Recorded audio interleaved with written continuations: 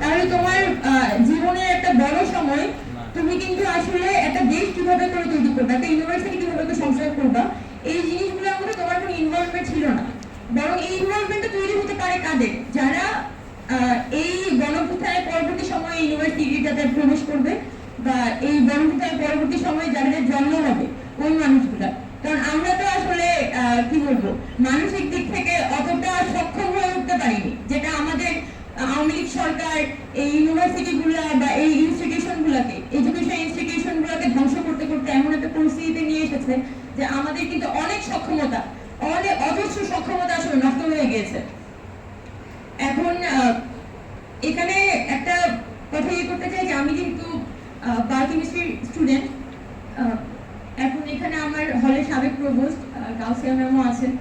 তো সেই জায়গা থেকে আমি যখন এই প্রস্তাবনাগুলো পড়ছিলাম তখন আমার কাছে মনে হয়েছে এটা সব ফ্যাকাল্টিকে, সব ডিপার্টমেন্টকে মাথায় রেখে প্রস্তাবনাটা তৈরি করার তারা চেষ্টা করেছেন।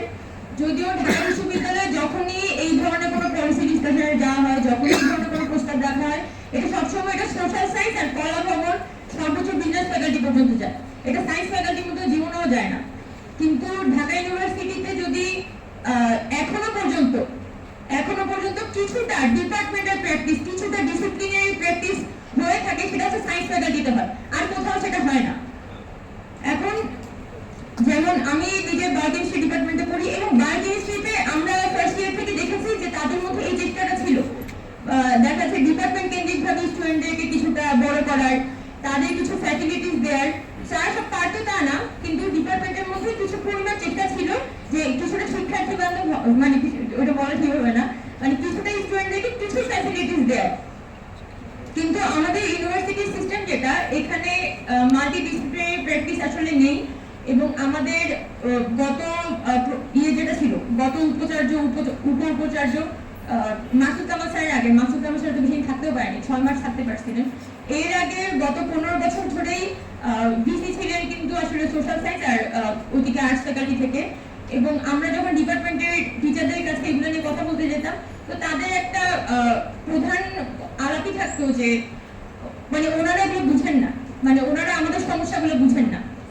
তো এই সমস্যাগুলো না বোঝার ক্ষেত্রে ইয়েটা কোথায় হয়, মানে ডিসকারেক্টমেন্টটা কোথায় তৈরি হয়, যেটা করোনার সময়, করোনা পরবর্তী সময়ে যখন হুট করে বলা হলো যে ঢাকা ইউনিভার্সিটিতে এখন 12 মাসের সেশনগুলো আমরা 8 মাসে করে দেবো, 8 মাসের মধ্যে স্টুডেন্টদেরকে পার করে দিতে হবে।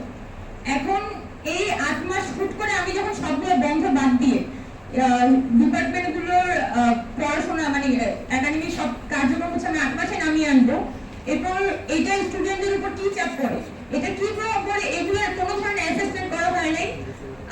এবং আমি কিছুটা এখানে যারা আর্টস বা সোশ্যাল সায়েন্সের দিকে ছিল তাদের সাথে কথা বলে জানতে পারি যে তাদের যেহেতু ইয়ে কম, কোর্স কম, তাদের উপর প্রেশারটা কিছুটা কম পড়ে, যদিও পড়ে, এটা সত্যি কথা, কিন্তু কিছুটা কম পড়ে। কিন্তু সায়েন্স ফ্যাকাল্টির উপর দিয়ে যারা যায় ওই 8 মাসে, আমার তো মানে চিন্তা ভাবনা করার ক্ষমতা সম্ভবত ওই 2022 সালেই নষ্ট হয়ে গিয়েছে। আমি এখন 2022 সালে আটকে আছি, ওই পিরিয়ডটা পার করতে পারিনি। কারণ ওই সময়ে অ্যাজ এ স্টুডেন্ট আমি এতটা ফ্রাস্ট্রেটেড ছিলাম, এতটা আমি টর্চার হয়েছি এই ইউনিভার্সিটি দ্বারা, আমি ওই সময় বুঝতে পেরেছি যে এইখানে মানে আর কিছু সম্ভব না। গত যখন 2022 সালে, মানে ওই সময় কি হয়, আমাদের সায়েন্স ফ্যাকাল্টি একটা খুব কমন প্যাটার্ন হচ্ছে আমরা সকাল 8টা থেকে আমাদের ক্লাস শুরু হয় এবং দুপুর 12টার পরে ক্লাসে একটা ব্রেক হয়, দুপুর 1:30 থেকে আবার ল্যাব শুরু হয় এবং 4:30 5টা পর্যন্ত ল্যাব চলে। এরপর আবার প্রতি সপ্তাহে আমাদের বায়োকেমিস্ট্রিতে হচ্ছে যে প্রতি রবিবার মিড টার্ম থাকে, আবার অনেক ডিপার্টমেন্ট থাকে তাদের একটা 1 সপ্তাহের গ্যাপ থাকে, গ্যাপে এরপর টানা মিড টার্ম হয়। এটা হচ্ছে যে আমাদের ওখানকার প্যাটার্ন। তো যখন হচ্ছে হুট করে 12 মাসের সেশনটাকে 8 মাসে নামিয়ে আনা হলো, আমাদের সব ধরনের বন্ধ বাদ, আমাদের শুক্র শনিবারের কোনো ধরনের বন্ধ ছিল না, আমরা শুক্র শনিবারে মিড টার্মের জন্য পড়াশোনা করতাম। আর রবিবার সকালবেলা 8টা বাজে আমাদের মিড টার্ম শুরু হতো, আমরা সারা রাত না ঘুমিয়ে 8টা থেকে 9টা মিড টার্ম দিতাম।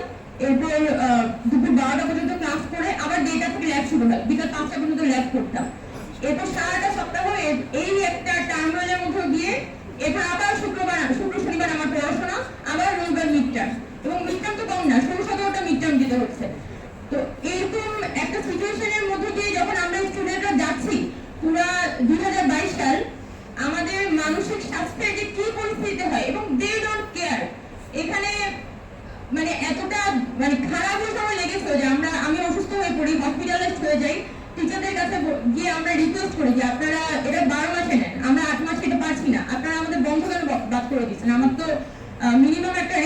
সময় দরকার, কিন্তু সব ধরনের বন্ধ কাজ করে আমাদের উপরে এই 8 মাসের সিস্টেমটা চাপিয়ে দেওয়া হলো, এবং এইটা লাভের লাভ কিছুই হয়নি। আমাদের মানসিক স্বাস্থ্য নষ্ট হয়েছে, আমাদের শারীরিক স্বাস্থ্য নষ্ট হয়েছে।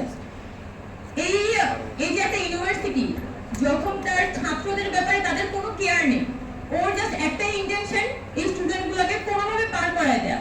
ওই যে প্রসেসের মধ্যে দিয়ে স্টুডেন্টটা কি শিখলো না শিখলো এটাতে যে তার কিছু আসে যায় না। এবং আমরা যখন ঢাকা ইউনিভার্সিটিতে এসেছি, আমরা এত তরুণ এবং আমাদের মধ্যে এত স্বপ্ন। আমার মনে আছে আমরা যখন ফার্স্ট ইয়ারে ছিলাম, আমরা বন্ধুরা মিলে ডিসকাস করতাম যে কিভাবে আমরা মানে ক্লাসের প্যাটার্নটা আসলে কিরকম হওয়া উচিত। তো মানে আমরা বলতাম যে 3 সপ্তাহ ক্লাস হবে, 1 সপ্তাহ ছুটি থাকবে, যেহেতু আমাদের সারা সপ্তাহের পরীক্ষা হয়, তো 1 সপ্তাহ ছুটি থাকবে, এইভাবে করে ক্লাস চলতে থাকবে। তো আমরা অনেক ধরনের ডিসকাশন করতাম, কিন্তু যখন আমরা যত সিনিয়র হতে থাকি, এত একাডেমিক প্রেসার, এত মানে প্রতিকূল পরিবেশ এখানে, যে আমাদের ভিতরে যে একটা রিসার্চ করার মেন্টালিটি ছিল, আমাদের ভিতরে যে একটা মানে নতুন একটা জিনিসকে নতুন ভাবে দেখতে শেখা, একটা যে নতুন চোখ, এই চোখগুলো আস্তে আস্তে হারিয়ে যেতে থাকে। এবং আমাদের পুরো থার্ড ইয়ার ফোর্থ ইয়ার আমরা স্টুডেন্টরা পুরোপুরি মনোনিবেশ করি যে আচ্ছা আমার সিজিপিএটা কিভাবে ধরে রাখা যায়। এবং আমরা থার্ড ইয়ার ফোর্থ ইয়ার আসলে সিজিপিএ বাড়ানোর জন্যই করছি, পড়াশোনা করছি, আর কিছু জন্যই করিনি। তো এই জায়গাগুলো হয়তো আমি ছাত্র এখানে যে ঢাকা বিশ্ববিদ্যালয়ের শিক্ষক সমাজের যে প্রস্তাবনাগুলো সেগুলো যখন পড়ছিলাম, তখন আমার মনে হয়েছে যে এটা থেকে কিছুটা উত্তরণের চেষ্টা তারা করছে, বিশ্ববিদ্যালয়কে একটা ছাত্র বান্ধব, শিক্ষক বান্ধব একটা একাডেমিক বিশ্ববিদ্যালয় হিসেবে পরিণত করার জন্য। তো এই উদ্যোগগুলো যদি এটা সম্প্রসারিত হয়, এটা আরো বেশি ছাত্র শিক্ষক ইনভলভ করে এবং আরো বেশি ফ্যাকাল্টি ওয়াইজ ডিসকাশন এখানে আসাটা জরুরি। আমি শুধুমাত্র মোজাফর আহমেদে কেন থাকবো, আমার তো সায়েন্স ফ্যাকাল্টির দিকে কার্জনে মোকাররমেও এখানে এই ধরনের সেশন আয়োজন হওয়া জরুরি, যেখানে একটা মাইক্রোবায়োলজি স্টুডেন্ট হচ্ছে তার অপিনিয়নটা শেয়ার করবে। শুধুমাত্র আমি জানি যে এখানে ম্যাক্সিমামই এখানে সোশ্যাল সায়েন্স স্টুডেন্ট, এবং তারাই হচ্ছে এই জিনিসটাতে পার্টিসিপেট করছে এবং তাদের পয়েন্ট অফ ভিউতেই হয়তো সামনে আসবে। কিন্তু এই যে একটা সকলকে ইনক্লুড করে একটা ইনক্লুসিভ ভাবে বিশ্ববিদ্যালয়ের নতুন স্ট্রাকচারটাকে চিন্তা করা, এটা আসলে হওয়াটা অনেক বেশি জরুরি। এবং